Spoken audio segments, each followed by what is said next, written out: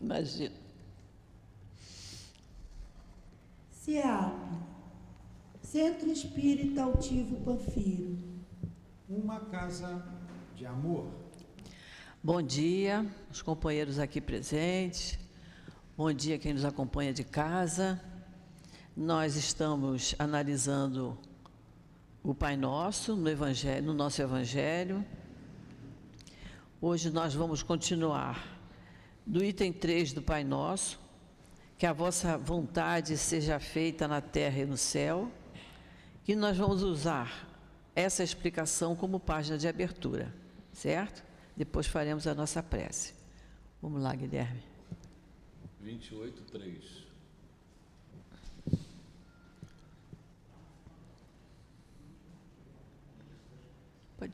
Pode ler? Uhum.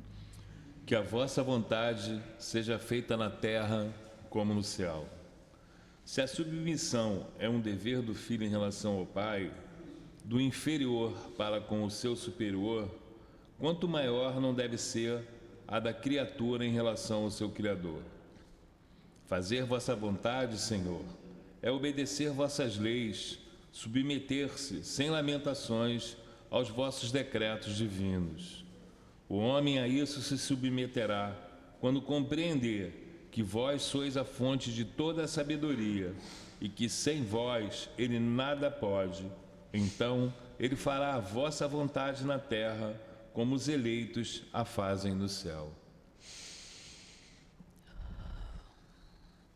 Querido Mestre Jesus, espíritos amigos que trabalham aqui no nosso CEAP, na nossa Casa de Amor, nosso querido Emanuel, patrono do nosso estudo, estamos aqui reunidos para mais um estudo em torno do Evangelho. E, em especial, nesses dias, estamos analisando a oração que o Senhor nos deixou, o Pai Nosso.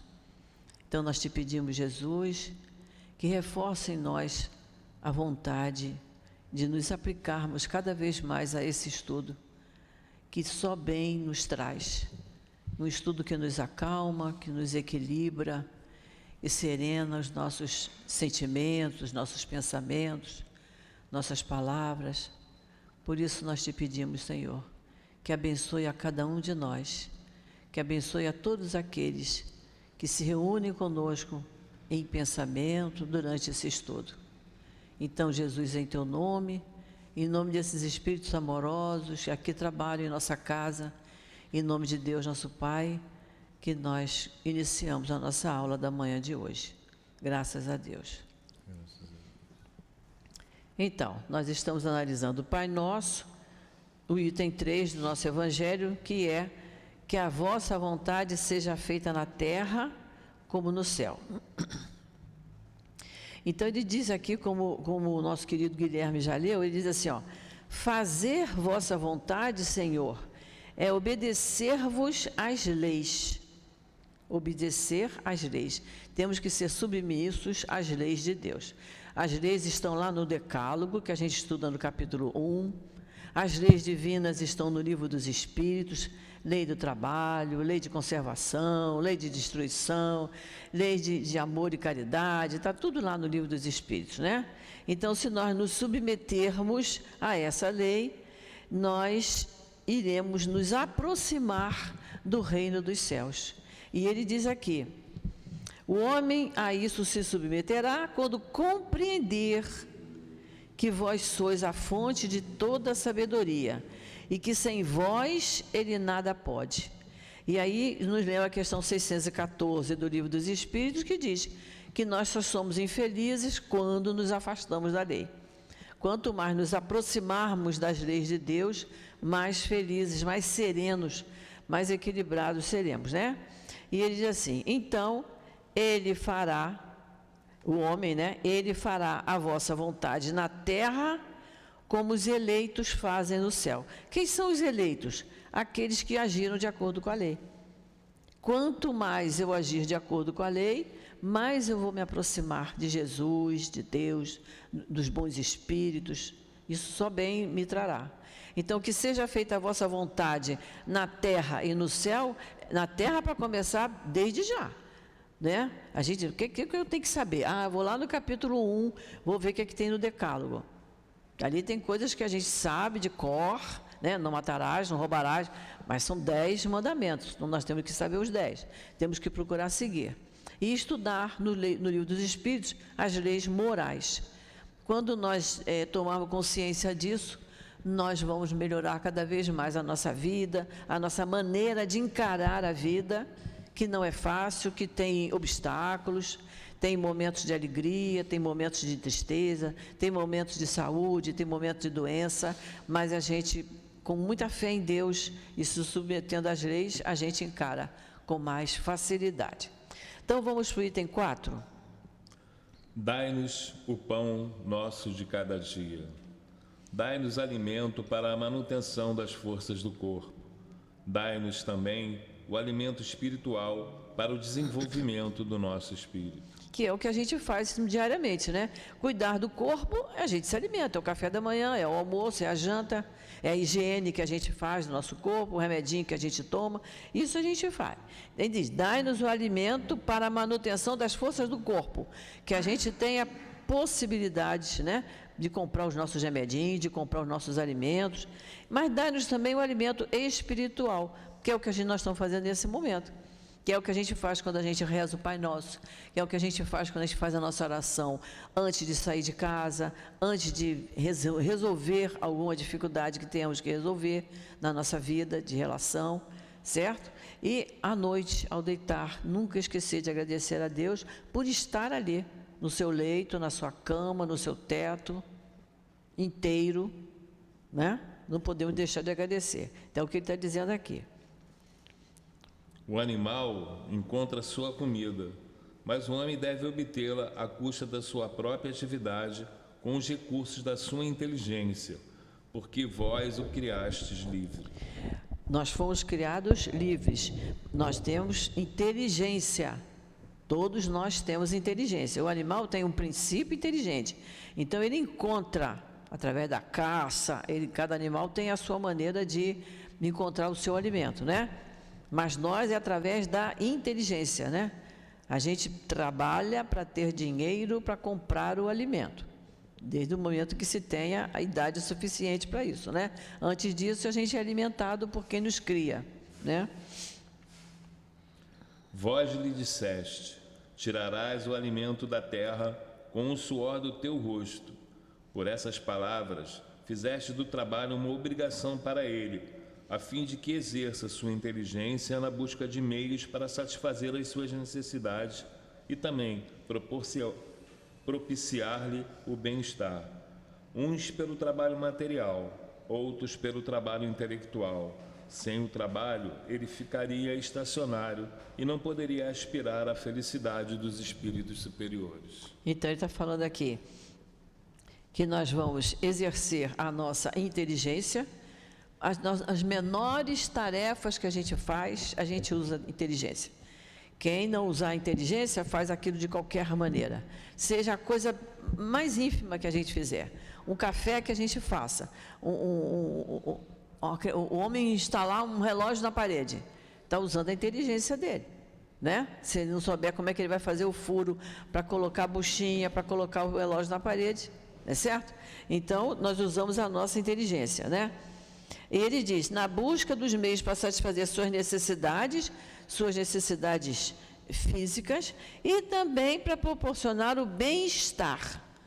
Nós temos direito ao bem-estar, está lá no Livro dos Espíritos. Por isso que eu estou sempre falando no Livro dos Espíritos, que aquilo ali esse aqui é uma conduta moral, o Evangelho. O Livro dos Espíritos é conduta de vida. Todos nós temos direito ao bem-estar.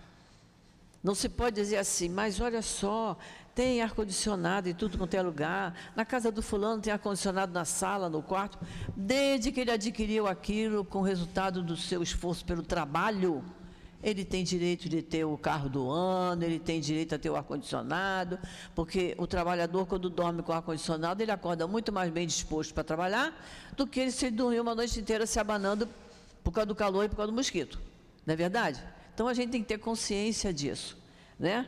E ele diz aqui, olha, pelo trabalho material e outros pelo trabalho intelectual. Tem gente que consegue dinheiro escrevendo artigos, escrevendo livros, compondo músicas, dando aula, não é? Não é isso? O médico dando as consultas, cada um, né? O médico dá consulta como? Ele fica sentado lá na cadeira dele, o máximo que ele faz é levantar para examinar o nosso corpo. Não é um trabalho braçal, é um trabalho intelectual. Quem não tem condições vai ter o trabalho braçal. Aí é o trabalhador, é quem construiu isso tudo aqui, é a pessoa que vai na casa da gente para fazer um conserto, uma reforma, uma pintura, né? É isso que ele está dizendo aqui. Cada um dentro da sua área e das suas possibilidades e das oportunidades que teve na vida. Muitos continuam no trabalho braçal porque não tiveram outras oportunidades. Outros continuam no trabalho braçal porque não estudaram na época certa. E aí só restou aquilo para ele. Não é isso? Cada um dentro das suas necessidades. Mas são tão importantes. Sem eles a gente não consegue. Quem faz o trabalho intelectual precisa da ajuda. Precisa da ajuda. Uma pessoa vai precisa da casa. Exatamente, do agricultor, tudo, né? Precisamos da costureira, o homem precisa do alfaiate.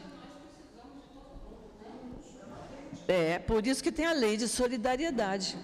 Quem disser que vive só e que não precisa de ninguém, está erradíssimo, não está nem enganado, está erradíssimo, né? Porque a gente só está aqui porque a condução trouxe, a gente está vestido porque alguém fez, né? A gente se alimentou porque alguém plantou aquele café, tirou o leite da vaca, né? Precisamos uns dos outros. Auxiliais o homem de boa vontade, que se entrega a vós para o necessário, não aquele que se regozija na ociosidade, que tudo queria obter sem trabalho, sem fadiga, nem o que procura o supérfluo. Capítulo 25 é o buscai e achareis. Jesus sempre recomendando que a gente tem que buscar, a gente tem que trabalhar, a gente tem que fazer o esforço, né? A gente pode ajudar uma necessidade, a pessoa precisa, temos aqui a nossa obra social, a gente ajuda, mas a gente espera que aquela pessoa, quando ela melhorar um pouco mais de vida, que ela se apresente e diga, olha, eu não estou precisando mais da cesta básica, eu já arranjei um emprego, meu marido arranjou um emprego, meu filho está trabalhando. A gente espera que as pessoas façam isso. Elas são... Hã?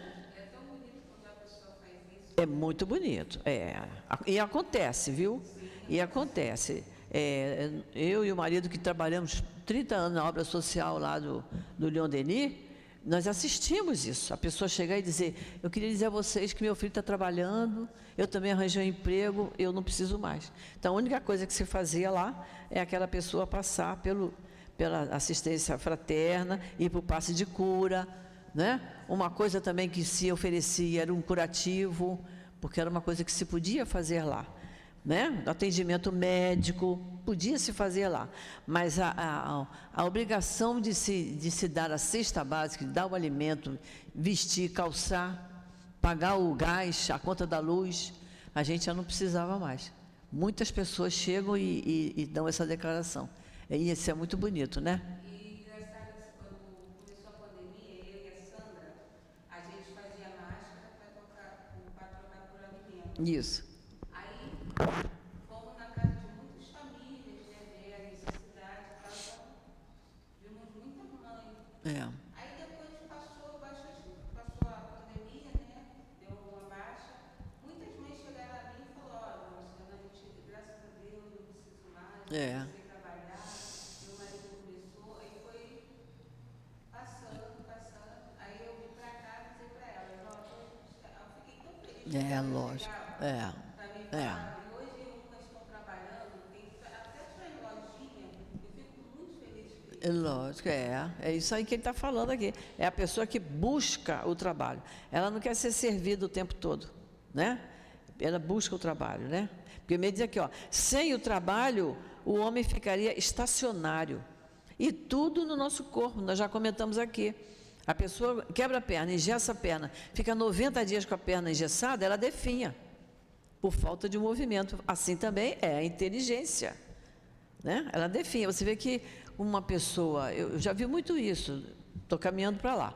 A pessoa muito idosa fica paradona numa cadeira de roda, ela fica até difícil você conversar com ela, porque ela fica meio alheia, porque ela parou de ler, ela parou de conversar, ela parou de observar um noticiário na televisão, vai se tornando alheia. É isso que a gente não pode deixar. A gente tem que continuar ativo, porque a nossa inteligência, ela não envelhece. Vocês não veem na televisão? A criatura com 83 anos se formou em médico? Porque ele tinha condições, não é? Então, tantos... Até ouvir uma história, o idoso ele tem que ouvir. É. Fui visitar um asilo e quando eu contei uma história para ele ficou assim. Aí eu falei, vamos escutar, entra na história comigo. É. Ele fechou, fecha os olhinhos, ele fechou. É. Aí ele ficou rindo, assim, começou a chorar assim, nossa. Se emocionou. Como isso é bom, né? Isso é muito bom. Vamos lá. Quantos fracassam por sua própria culpa, sua negligência, sua imprevidência, sua ambição e por não terem querido se contentar com o que lhe haveis dado? Esses são os autores da sua própria desgraça e não têm o direito de se lastimarem, pois são punidos no que pecaram.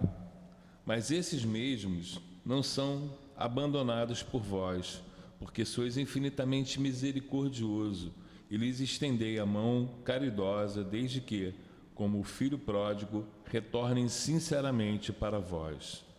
E o capítulo 5, item 4. Capítulo 5, item 4 é quando nos ensina sobre as causas anteriores das aflições.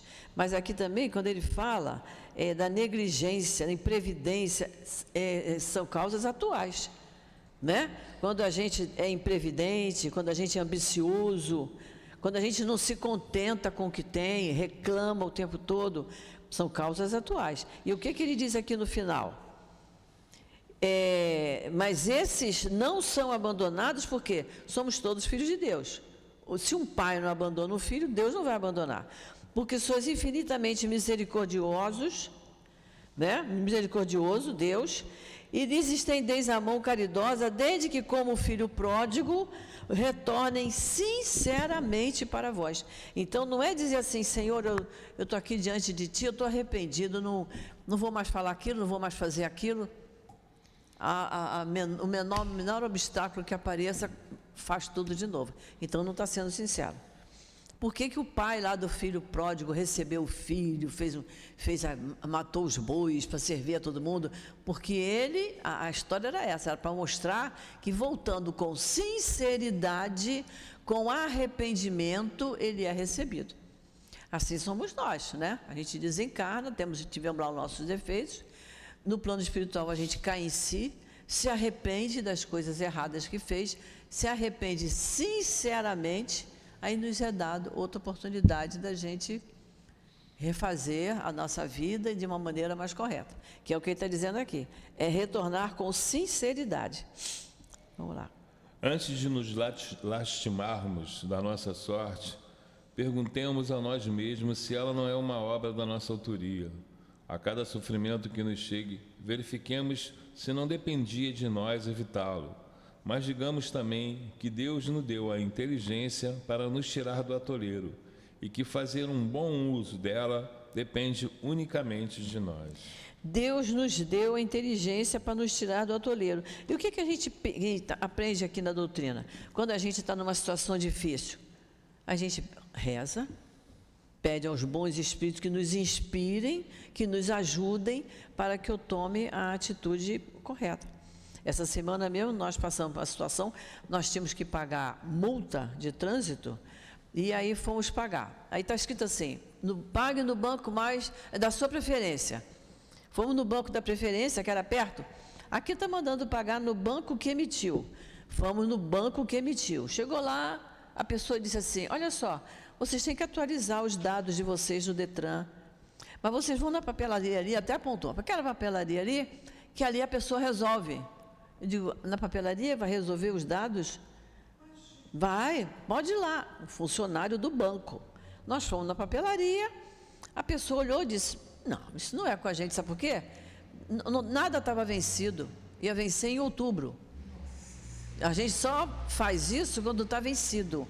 A papelaria deve ter um acordo qualquer com o Detran ou com aquele banco e ela faz um novo boleto com a data daquele dia, aí você vai lá e paga. Eu, como eu não podia andar mais do que eu já tinha andado, voltamos para casa e você fica pensando, o que eu vou fazer? Dia seguinte de manhã, liguei para o banco. Deus foi muito bom comigo, porque eu fui muito bem atendida. O funcionário falou assim, eu quero que a senhora me diga que agência foi essa que a senhora foi. A senhora vai voltar lá e vai pagar, porque eles têm que receber. Isso de atualizar não existe. A senhora vai. Se a senhora não for atendida, a senhora retorna o telefonema e me diz o nome do funcionário que lhe atendeu. Aí você já fica assim, a gente não quer fazer a criatura perder o emprego. Não é isso que eu queria ser atendida, pagar aquilo ali e ficar livre.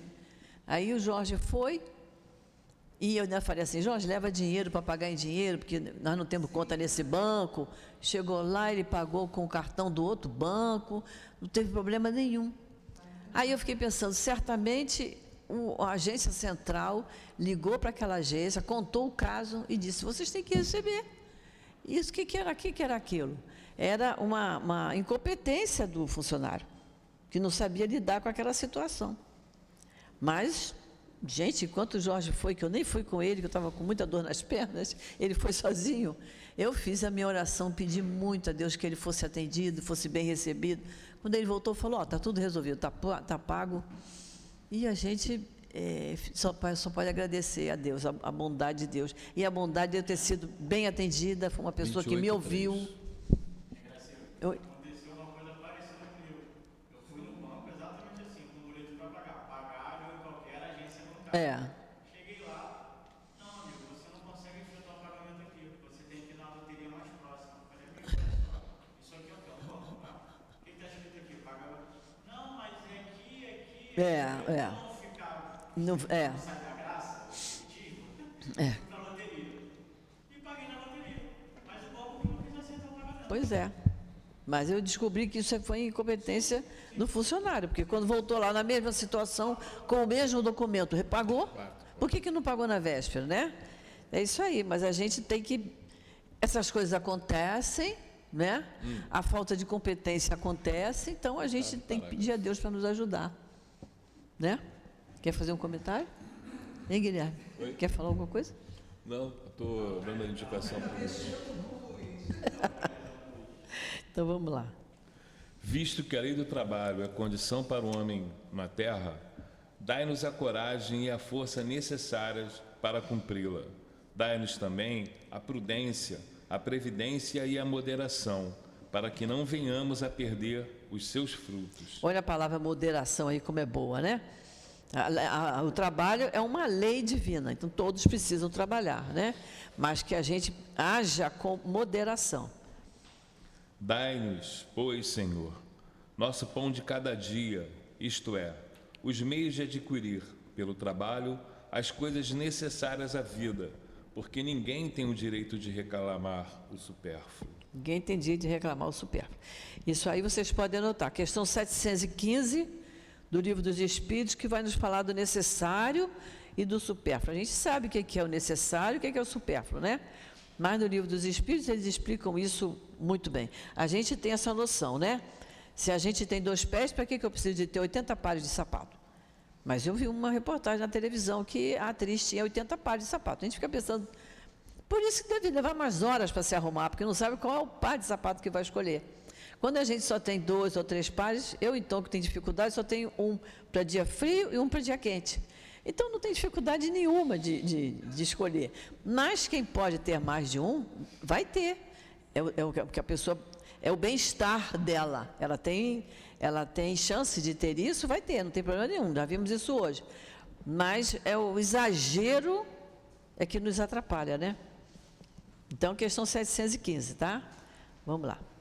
Se o trabalho nos é impossível, nós nos entregamos à vossa divina providência. Se o trabalho nos é impossível. E aí é a questão 680, 685 do Livro dos Espíritos, que vai falar quando a pessoa não tem condições mais de trabalhar. Ou ela não tem condição mesmo desde o início, por ela ter uma deficiência física, ou ela não tem condições devido à idade, ou devido a um acidente que sofreu, né? Então, se o trabalho nos é impossível, nós nos entregamos à vossa divina providência. A providência divina que nos provê. Então, vai surgir alguém de alguma situação, ou uma instituição, alguém que possa nos ajudar a sobreviver, né? Se estiver nos vossos desígnios, nos experimentar pelas mais duras privações, apesar dos nossos esforços, nós as aceitamos como uma justa expiação das faltas que cometemos nesta vida, ou em uma vida precedente, porque sois justo, e sabemos que não há penas imerecidas, e que jamais castigais sem causa. Isso. Aí eu falei para vocês da questão 680 em diante, que fala da lei do trabalho, mas na questão 685, eu não vou ler aqui o comentário de Kardec, porque é muito grande, mas, gente, para nós que somos espíritas, o comentário de Kardec da questão 685 é importantíssimo, porque ele vai nos falar da educação moral, vai nos falar que a educação é o conjunto de hábitos adquiridos. A pessoa pode ter uma maneira de falar muito gentil, muito educada, mas não ser educado de hábitos. Então, a educação é o conjunto de hábitos, né? E o finalzinho diz assim, olha, bem atual para nós. A desordem e a imprevidência são duas chagas que só uma educação bem entendida pode curar. A desordem, que a gente vê, né, toda vez que a gente vê um ônibus aí pegando fogo, que se não for defeito do ônibus, do motor, que parece que foi ontem no túnel Rebouças, me parece que foi o problema do ônibus, mas muitas vezes é porque alguém jogou uma coisinha lá dentro, né? Ele diz assim, esse é o ponto de partida, o elemento real do bem-estar, o penhor da segurança de todos. Quer dizer, se todos tiverem educação, tanto de familiar, tanto de casa, que são os valores que a gente tem que passar para as nossas crianças, para os nossos jovens, e a educação intelectual, e a educação moral, né? Mas tem que começar desde ele pequenininho. Isso aí vai diminuir, vai melhorar muito a nossa problemática essa desordem, essa imprevidência em que a gente vive. É muito interessante isso. Então, vamos lá, mais um pedacinho. Preservai-nos, meu Deus, de desenvolver em nós a inveja contra aqueles que possuem o que não temos, nem mesmo contra aqueles que têm o supérfluo, enquanto que a nós falta o necessário. Perdoai-lhes se esquecem a lei da caridade de amor ao próximo que lhes haveis ensinado. Capítulo 6. 16, item 8, é desigualdade das riquezas. Esse capítulo 16, item 8, é a desigualdade das riquezas que nós já estudamos há alguns meses atrás, não é isso? Mas olha só, por que a gente não adianta, por que eu não tenho que ter inveja? Está lá nos mandamentos, eu não posso ter inveja, né? Eu não posso cobiçar, né? A casa do outro, a televisão, a cores do outro, eu não posso cobiçar nada que é do outro. Eu não posso ter inveja, porque dizia assim, ó, perdoai-lhes, esquecem a lei de caridade. Então, aquele que tem o supérfluo, mas que não tira uma parte do seu supérfluo para ajudar quem não tem, para quem não tem nem o necessário, ele esquece a lei de caridade e de amor ao próximo, ensinada por Jesus, ensinada por Deus. Então, se ele tem o supérfluo, mais do que o supérfluo, e não, você diz assim, será que você podia me dar uma ajudinha, todo mês me dar assim um quilinho de açúcar? Se eu me lembrar, né? É assim que as pessoas dizem para a gente, me lembra, tá? Quando eu tiver que fazer compra, você me lembra. Se você não lembrar, não vai trazer, né? E, no entanto, porque não incorporou aquilo, já que eu tenho o supérfluo, eu tenho que ajudar um pouquinho mais o meu semelhante. Então, é desigualdade das riquezas que nós já estudamos. Vamos lá. Afastai também do nosso espírito a ideia de negar a vossa justiça, ao ver a prosperidade do mal e a infelicidade, que às vezes atinge o homem de bem. O que está dizendo aqui? Afastai do nosso espírito essa ideia de duvidar da justiça divina. A pessoa diz assim, bom, Deus não está vendo que eu estou passando por isso? Eu tenho rezado, eu tenho pedido, mas Deus não está vendo? Você está duvidando da justiça divina. Essa argumentação é muito prejudicial para nós, para quem está falando isso, né? Agora sabemos, graças às novas luzes, aos ensinamentos que nos destes, que a vossa justiça sempre se cumpre e não falha com pessoa alguma, que a prosperidade material do mal é tão efêmera quanto a sua existência corporal, e que ele terá que retornar em existências dolorosas, enquanto que a alegria reservada àquele que sofre será eterna. Capítulo 5. 5, 7, 9, 12 e 18. Isso. Capítulo 5, bem-aventurados os aflitos, né? Aí essas questões são das causas anteriores das aflições, dos motivos de resignação, de bem e mal sofrer. Todos esses itens aqui estão lembrando isso. Vocês vejam como é importante a gente estudar o Evangelho, voltando lá atrás, né? Para ver o que foi ensinado, por que Kardec está mandando que a gente volte lá no capítulo 5. A gente tem que ler isso e voltar lá no capítulo 5 para ver o que é o item 7, o 9, o 12 e o 18, que são importantes. É assim que a gente estuda, né? É voltando lá. Como nós estamos aqui comentando também do Livro dos Espíritos, vamos ver a questão 685. Vamos ver a questão 685. É importantíssimo da gente saber, da gente recorrer. É assim que a gente estuda. Quando a gente faz o Livro dos Espíritos, tem questões que a gente diz, olha, em casa, abre o Evangelho e vê lá. Isso aí está dito também lá no Evangelho, capítulo tal. Né? É assim que a gente vai estudar. Vamos para o item 5 do Pai Nosso. Perdoai as nossas dívidas, como nós a perdoamos aqueles que nos devem. Ou... Vai. Perdoai as nossas ofensas, como perdoamos aqueles que nos ofenderam. Ele coloca assim porque tem pessoas que oram, perdoai as nossas dívidas, tem outros que diz perdoai as nossas ofensas. Então, isso aí, a gente pode usar isso da maneira que a gente melhor se sentir, né? Perdoar nossas dívidas, são as nossas dívidas morais, né? São os nossos erros, né? Mas as nossas ofensas também são dívidas morais, né? E aí, assim como nós perdoamos, como perdoamos aqueles que nos ofenderam, como perdoamos aqueles que nos devem. É isso que a gente tem que pensar. Se a gente reza o Pai Nosso daquele jeito que a gente fala, naquele embalo, cantado bonitinho, a gente não para pensar nisso. Eu só vou ser perdoada se eu tiver perdoado. Se eu não perdoar, eu não vou ser perdoada. Porque está escrito aqui, perdoo as minhas dívidas como eu perdoo aqueles que me devem. E são dívidas morais, né? Pode ser dívida material também. A pessoa te pedir emprestado, você emprestar e a pessoa não te pagar, né? Você pode perdoar, dizer, não se preocupa não precisa, eu não estou precisando, está tudo bem, ótimo, né? Você pode perdoar nesse sentido, como você pode perdoar também silenciosamente. A pessoa não veio, não te deu uma satisfação, aí você diz, sabe uma coisa, não estou precisando, não está me fazendo falta, por que eu vou ficar cobrando? Isso também é perdoar a dívida, é compreender a falha do outro, porque às vezes o outro não paga a dívida por isso que esqueceu, ou então diz assim, não vou pagar não, tem muito mais do que eu, para que eu vou pagar? Não?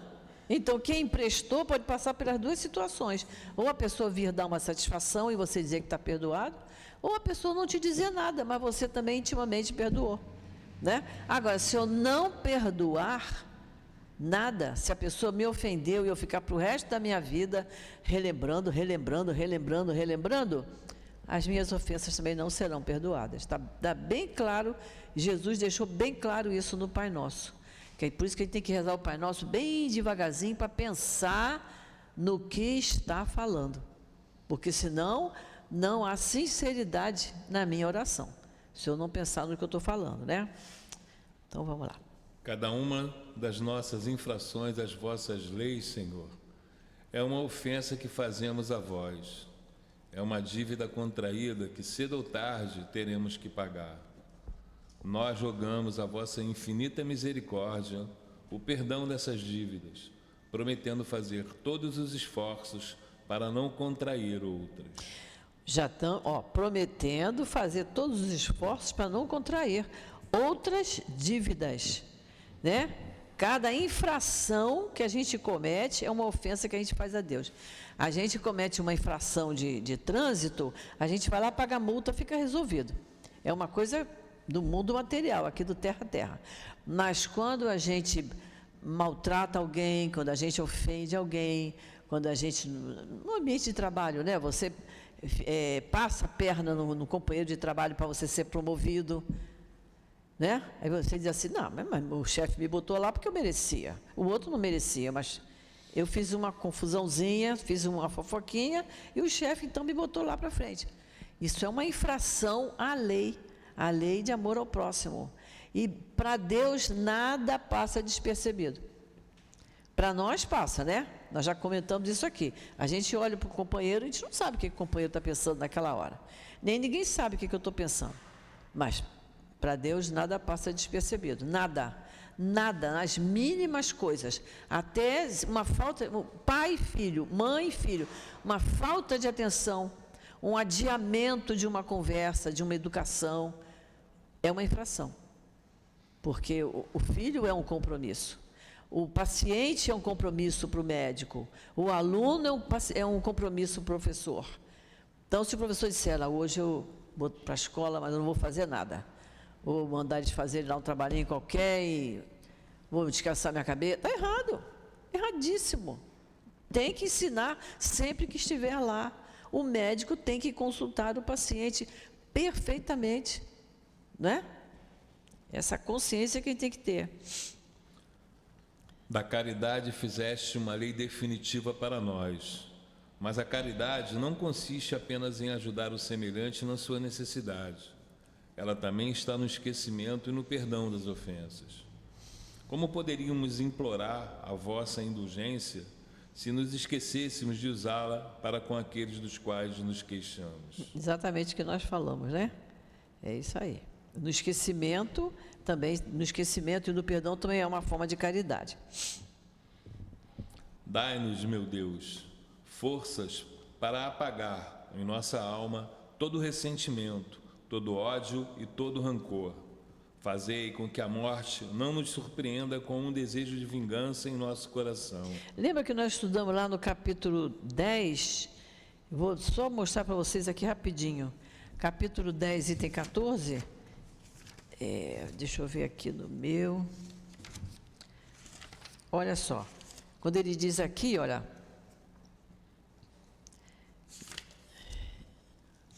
Só um instantinho. Quando ele fala do perdão das ofensas, no capítulo 10, no item 14, no finalzinho, diz assim, ó, Deus sabe o que está no íntimo do coração de cada um. Nas edições antigas da FEB, vem assim, Deus sabe o que demora no seu coração. Por mais que você diga assim, já perdoei, já esqueci. Aí a pessoa diz assim, mas o que foi que ele fez? Eu vou te contar. Não esqueceu, não é? Não é? Se perguntarem, você alguma vez teve problema com a Luciana? Você vai dizer, só uma vezinha que aconteceu uma coisa, esqueceu e não perdoou. Não adianta dizer, eu já perdoei. Deus sabe o que está no íntimo do coração de cada um, que é isso que o Guilherme acabou de ler, ó. Dai-nos força para apagar em nossa alma todo ressentimento, todo ódio, todo rancor. E a gente tem que fazer um esforço para apagar isso, né? Não comentar mais. Já que eu estou dizendo que perdoei, mas ela alguma vez te fez alguma coisa, você diz, não me fez mais, não fez nada, nós estamos bem, acabou. Não tem que estar lembrando, né? Se for da vossa vontade nos retirar hoje mesmo daqui da terra, fazei que possamos nos apresentar a vós livres de qualquer animosidade, exemplificando o Cristo, cujas palavras derradeiras foram de perdão para os seus algozes. Não capítulo 10. Bonito isso, capítulo 10, né? Sobre a misericórdia, né? Porque se a gente não perdoar e a gente desencarna daqui a meia hora, 15 minutos, 5 minutos, está arrastando aquela mancha no seu espírito, né? E é isso que ele está dizendo. Por isso que vem o problema da obsessão, vem o problema da depressão, vem o problema da angústia que a gente não sabe de onde vem. Muitas vezes é por falta do perdão, né? Então ele está mandando que a gente faça como Cristo fez. Porque ele disse, Senhor, perdoai-os porque eles não sabem o que fazem. Realmente, aqueles que o estavam sacrificando, crucificando, não sabiam o que estavam fazendo. Estavam satisfazendo o seu desejo material, a sua ignorância. Por isso ele falou, eles não sabem o que fazem, né? As perseguições que os maus nos fazem sofrer são parte das novas provas terrestres. Devemos aceitá-las sem lamentações, como a todas as outras provas, e não maldizer aqueles que, com sua perversidade, nos abrem um caminho da felicidade eterna. Porquanto vós dissestes, pelos lábios de Jesus, bem-aventurados os que sofrem pela justiça.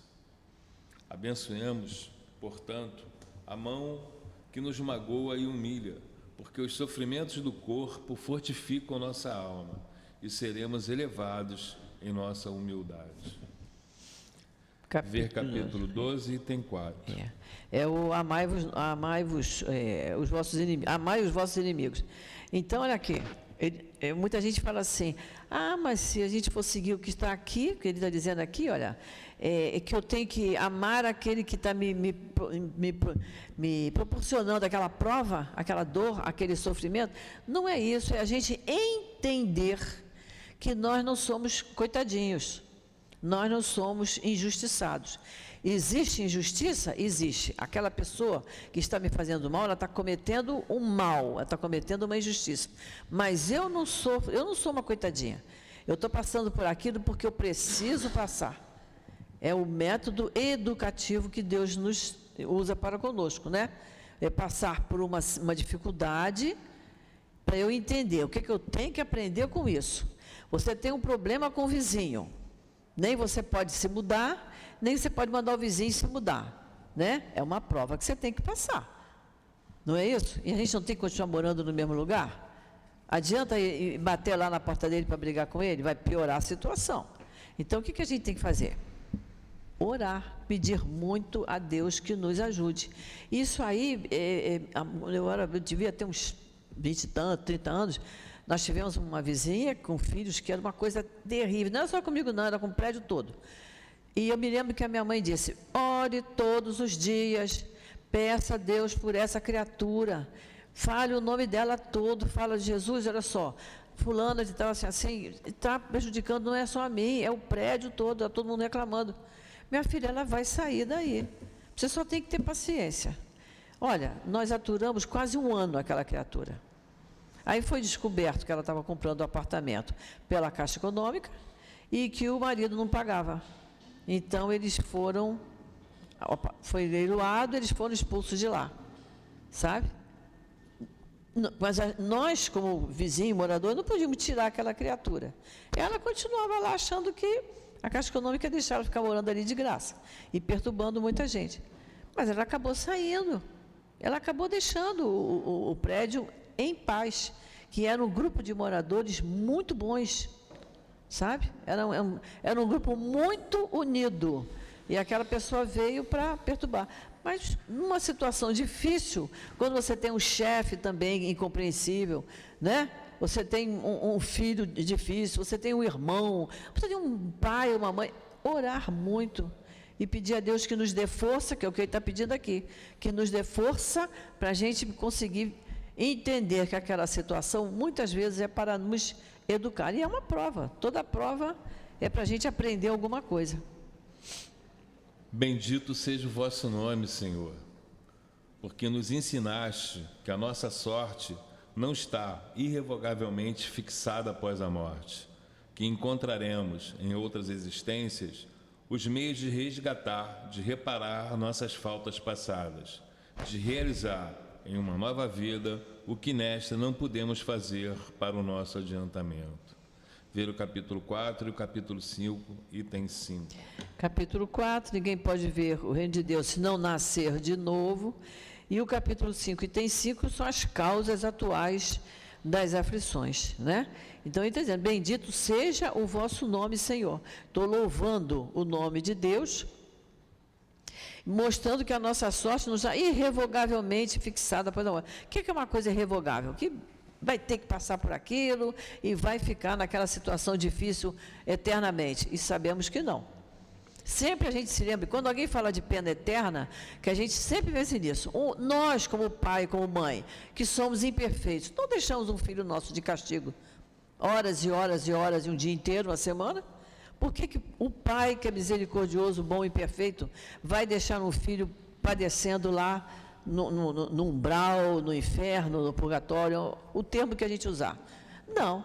Desde que o filho se arrependa, sinceramente, diga: Senhor, eu quero muito refazer a minha vida, eu quero sair disso aqui. Deus tira a pessoa dali do sofrimento. E nós nunca estamos sós. A gente aprende isso no livro dos Espíritos, na escolha das provas. A gente é sempre cercado de espíritos que nos intuem, que nos ajudam, que nos auxiliam a gente tomar novas direções na nossa vida. Estamos falando como espíritos, né?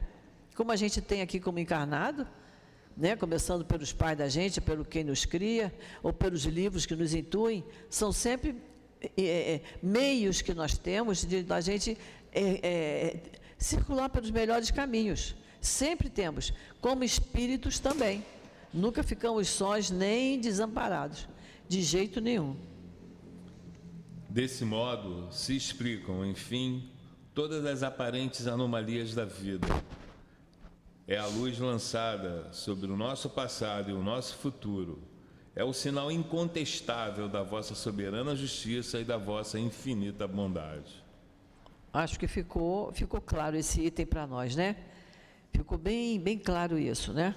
Que Deus está sempre presente, está sempre nos amparando, nos ajudando, desde que a gente peça: pedi e obtereis, batei e dar-se-vos-á, né? Eu preciso bater na porta. Nós ainda temos um tempinho, vamos ver o item 6. Não nos abandoneis à tentação, mas livrai-nos do mal. Dai-nos, Senhor, forças para resistir às sugestões dos maus espíritos que tentam nos afastar do caminho do bem, inspirando-nos maus pensamentos. Eu vou pedir licença à Luciana para contar aquilo que você me falou na quarta-feira, sabe? Porque me preocupou. A Luciana passou por uma situação difícil do BRT, que enguiçou, deixou todo mundo na mão. E ela me contou, né, Luciana, que ela, vendo a situação, ela entrou em prece. E veio uma voz e disse para ela: pare de orar. Aí, então, ela lembrou de mim, que eu tenha dito que numa situação assim, ou fora de casa, que a gente não devia orar. Devemos sempre orar na nossa casa, no silêncio da nossa casa. Mas não foi isso que foi dito aqui, né? Né, Luciana? Né? Você confundiu, não foi, Luciana? Mas numa situação difícil, eu tenho que orar. Eu tenho que orar. Então, se a Luciana tivesse lembrado, ela teria dito: não adianta você me dizer para eu parar de orar, que eu não vou parar. Está na hora de eu fazer a minha oração. E ela continuaria. Mas ela ouviu essa voz e se atordoou e parou de orar. E nós, numa situação, e até contei aqui vários casos, eu contei de um sobrinho nosso que dá aula há anos lá no Leon Denis, Livro dos Espíritos. Estava no ônibus, todo mundo foi assaltado, e ele estava lendo, porque era aquela aula que ele ia dar naquela tarde, ele estava com o Livro dos Espíritos aberto. E ele continuou lendo. Quando ele olha, o cara veio do lado, tirou o relógio do rapaz que está do lado dele, passou direto. Aí o cara falou assim: você reparou?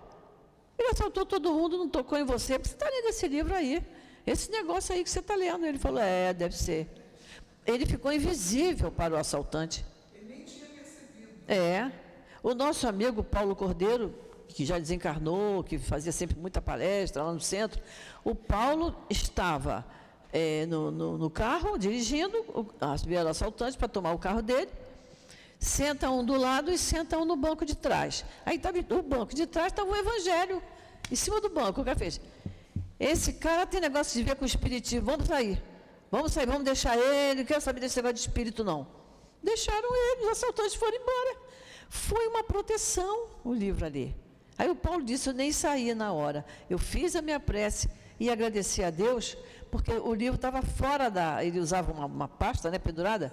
O livro estava fora da pasta, estava em cima do banco. Então, olha a prece como é necessário, tanto para pedir como para agradecer, aonde a gente estiver. Aonde nós estivermos, a gente... Agora, esse espírito que falou assim, para de orar, é porque o ambiente estava tumultuado, ambiente tumultuado, tem espíritos tumultuados ali. Aí disseram, naquela ali, olha, está orando, vamos dar um toque nela. E você se deixou ouvir e levar, por isso aí. Mas pode acontecer de alguém dizer assim, está rezando, isso é hora de você parar para rezar? Você só olha e continua na sua. Você está certa, continua. Então, a gente tem que orar. Não, aconteceu um acidente, eu não tenho como parar para salvar aquela pessoa, para ajudar, eu vou fazer uma oração, vou pedir a Deus que ela seja atendida, que a ambulância chegue, que possa acontecer o melhor com ela, que os bons espíritos possam ajudá-la, que o anjo da guarda dela esteja junto dela, fortalecendo. Eu tenho que fazer em qualquer situação.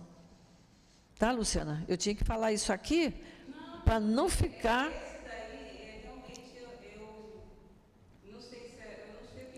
Mas pode ter sido ele que te confundiu. Porque uma outra vez, realmente, eu vindo, aconteceu um acidente na Bandeirante, e aí o Marcelo estava reclamando no carro, porque estava engarrafamento.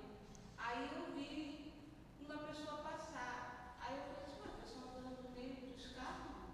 Aí o Marcelo falou assim, não tem ninguém. Aí eu, tá. Aí que eu fui me ligar que era um espírito. Eu falei assim, Marcelo, para de reclamar, que teve um acidente. É. Aí ali eu entrei em prece. Isso. Aí ele falou, pede ajuda, tá muito dolorido, já estava sentindo dor lá no dia lá. Aí ali eu me consegui me concentrar. Agora, nesse dia foi muito assim, Levou até um susto.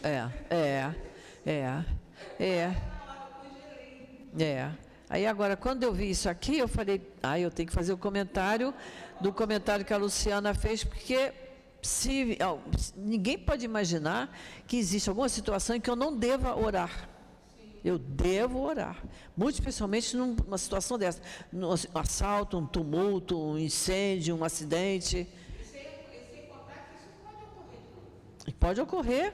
E eu tenho que estar preparado. Nós temos que estar preparados, exatamente. Isso mesmo. Então, vamos lá.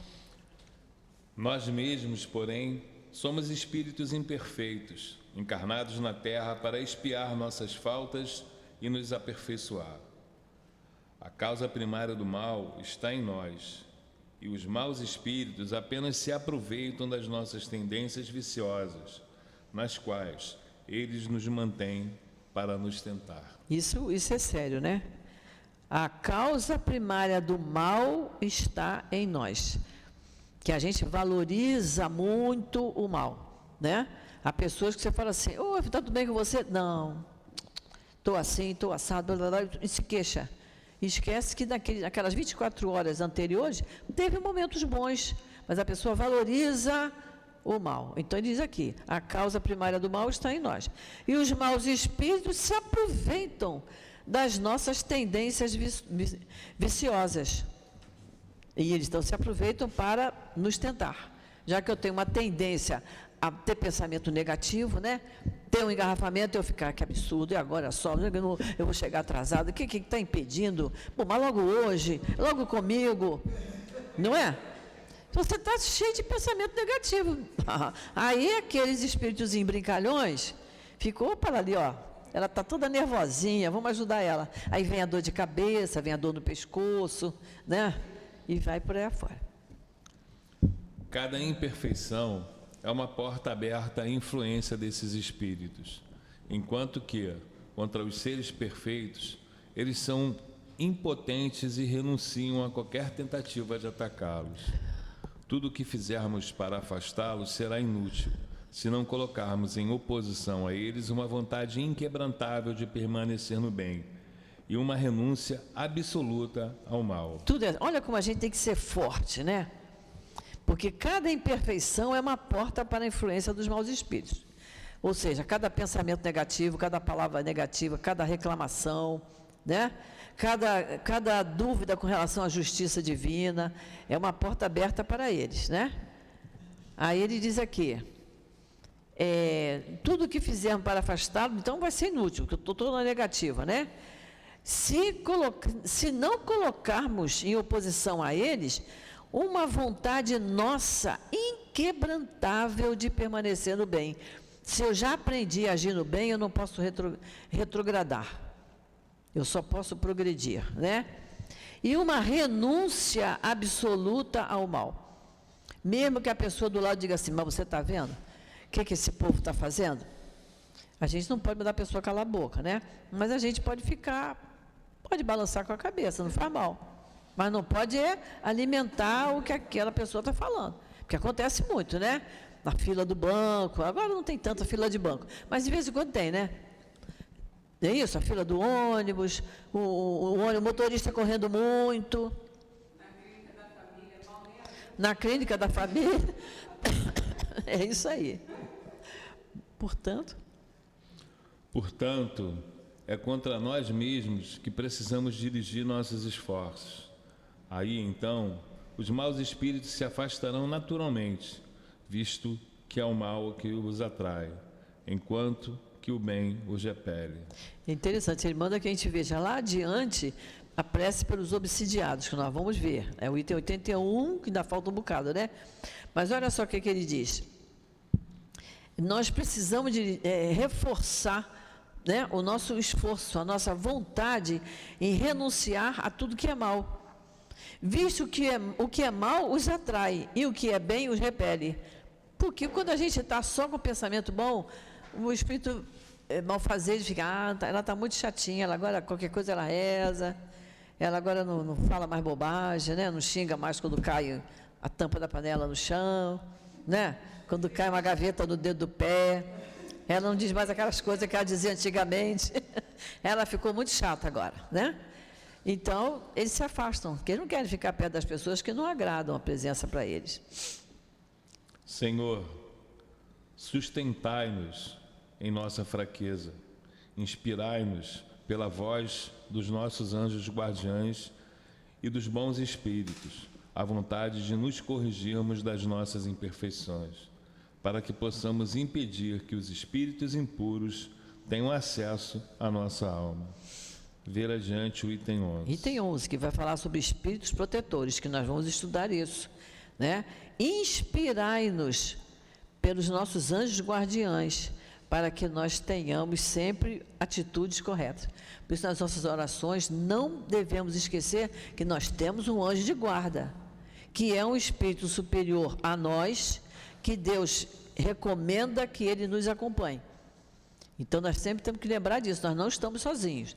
Então, é pedir ao anjo de guarda que nos intua, que nos ajude, que nos lembre sempre o que é correto fazer, dizer, agir.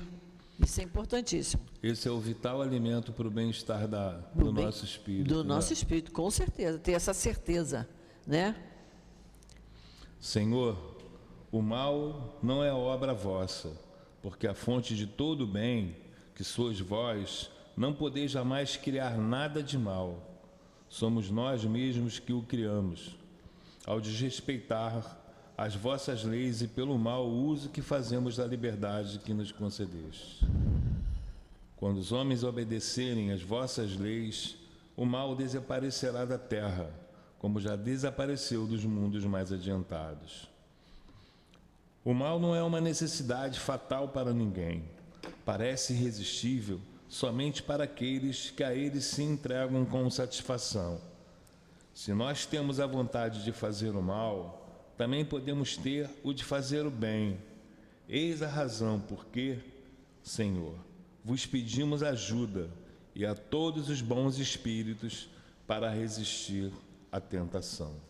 Olha só, é só uma questão da gente direcionar a nossa vontade, a nossa energia. Então ele diz aqui, se nós temos a vontade de fazer o mal, também temos que ter a vontade de fazer o bem. É só eu saber direcionar a minha vontade, a minha energia. É isso que ele está dizendo aqui. Porque a prece é, não nos abandoneis à tentação, né? Nós é que nos aproximamos das tentações, né? Aquilo ali, olha, eu gosto muito daquele sabor, eu gosto muito daquele tipo de som, eu gosto muito daquele tipo de conversa. São as tentações. Então ele diz, não nos abandoneis, ou seja, livrai-nos dessa tentação. Então livrai-nos do mal. Mas ele está dizendo, grande esforço temos que fazer. Guilherme leu aqui, grande esforço temos que fazer para nós nos livrarmos. Nós é que temos que fazer esse esforço, mas pedindo a Deus que nos aumente a nossa vontade, a nossa coragem de nos livrar do mal. Vai depender somente de nós, certo? Então vamos deixar o assim seja para a semana que vem? A gente vai fazer um assim seja daqui a pouco, porque já está na hora de acabar, né? Mas analisar o assim seja vai ficar para a semana que vem. E aí a gente continua, certo? Então vamos fazer a nossa prece.